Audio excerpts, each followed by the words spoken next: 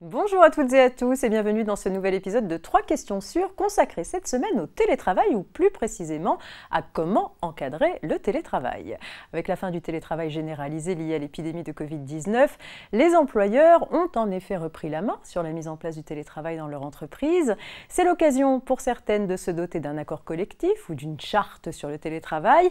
Pour les entreprises qui pratiquent déjà le télétravail, plusieurs questions liées à la gestion des droits des télétravailleurs se posent, auxquelles nous allons tenter de répondre en compagnie de notre experte Marie Sautier, chef de rubrique à la rédaction sociale. Bonjour Marie. Bonjour Marianne. Alors Marie, je vous propose de démarrer tout de suite avec la question de Christine, indépendante, qui souhaite savoir comment fixer les catégories de salariés pouvant accéder au télétravail dans l'entreprise.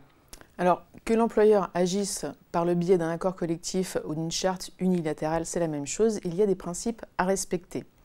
Tout d'abord, l'employeur qui veut identifier les salariés qui pourront prétendre au télétravail doit identifier les activités dans son entreprise qui sont télétravaillables et celles qui ne le sont pas, et ce, sur la base de critères lisibles et objectifs. D'accord. Objectif, cela veut dire que l'employeur ne peut pas agir de manière discrétionnaire. Et parmi ces critères objectifs, on trouve tout naturellement la nature de l'emploi exercé par le salarié. Est-ce que le salarié occupe un emploi de bureau? Est-ce que sa présence sur site est indispensable, par exemple pour accueillir des clients? Ou alors est-ce qu'il exerce des missions opérationnelles de terrain? Donc il va falloir regarder toutes les activités qui sont réalisées dans l'entreprise. Ensuite, l'employeur peut aussi prendre comme critère objectif l'autonomie liée au poste de travail, ou encore la capacité du salarié à effectuer son travail à distance de manière régulière. D'autres principes doivent être respectés, et notamment le principe de non-discrimination.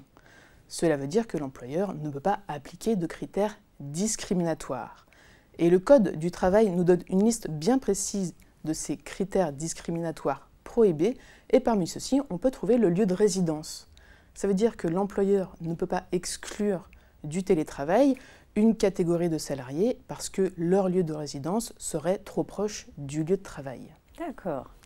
Et enfin, pour terminer, d'autres principes à respecter, ce sont les principes d'égalité de traitement entre les salariés en CDI et en CDD, et d'égalité de traitement entre les salariés à temps plein et à temps partiel, sachant que pour les salariés à temps partiel, l'employeur peut tout de même exiger qu'ils aient une quantité minimale de travail, par exemple qu'ils travaillent soit à mi-temps, à 60% ou à 70%, pour pouvoir prétendre au télétravail, ceci afin qu'ils ne soient pas trop déconnectés de leur milieu professionnel et de leurs collègues.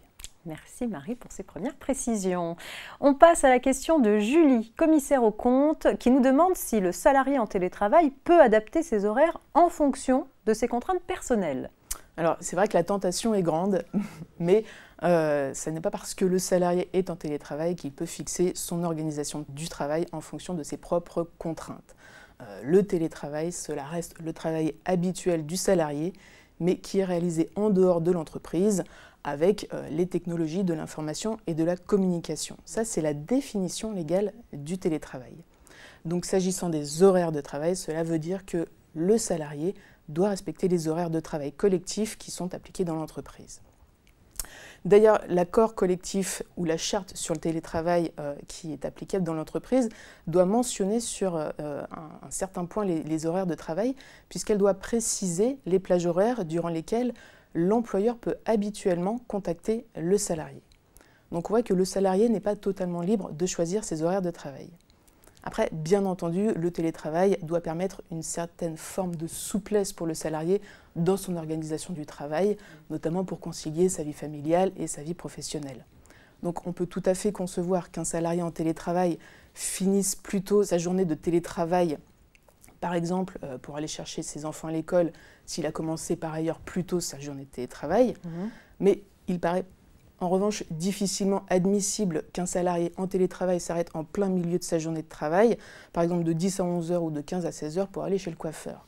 Donc tout ceci est une question de bon sens. Très bien, merci beaucoup. On termine avec la question de Rémi, chef comptable, la voici. Titre de transport, titre restaurant, qu'en est-il pour le salarié en télétravail, Marie? Eh bien, de bonnes questions qui se sont posées notamment quand le télétravail a été généralisé pendant l'épidémie de Covid-19. Et s'agissant des titres de transport en commun, il faut distinguer deux cas. Soit le salarié est en télétravail à 100%, donc tous les jours de la semaine, et dans ce cas-là, l'employeur n'a pas à rembourser la moitié du titre de transport puisque le salarié n'est pas tenu de réaliser des trajets domicile-lieu de travail. Soit le salarié télétravaille seulement certains jours par semaine ou une semaine sur deux. Et là, l'employeur doit rembourser les 50% de l'abonnement du salarié sans pouvoir déduire les jours de télétravail. Et donc cette position, elle avait été donnée par le ministère du Travail dans ses questions sur le télétravail en période de Covid-19, mais elle peut être reprise en dehors de ce contexte. D'accord. Voilà pour les frais de transport. Les titres restaurants maintenant. Alors là aussi, l'administration s'est prononcée et elle considère que les salariés en télétravail doivent être traités de la même façon que les salariés qui travaillent sur site. Donc si les salariés qui travaillent sur site bénéficient de titres restaurants, il en va de même des salariés en télétravail. Après, il y a eu des conflits qui ont été portés devant les tribunaux et là, les avis des juges sont un peu plus partagés.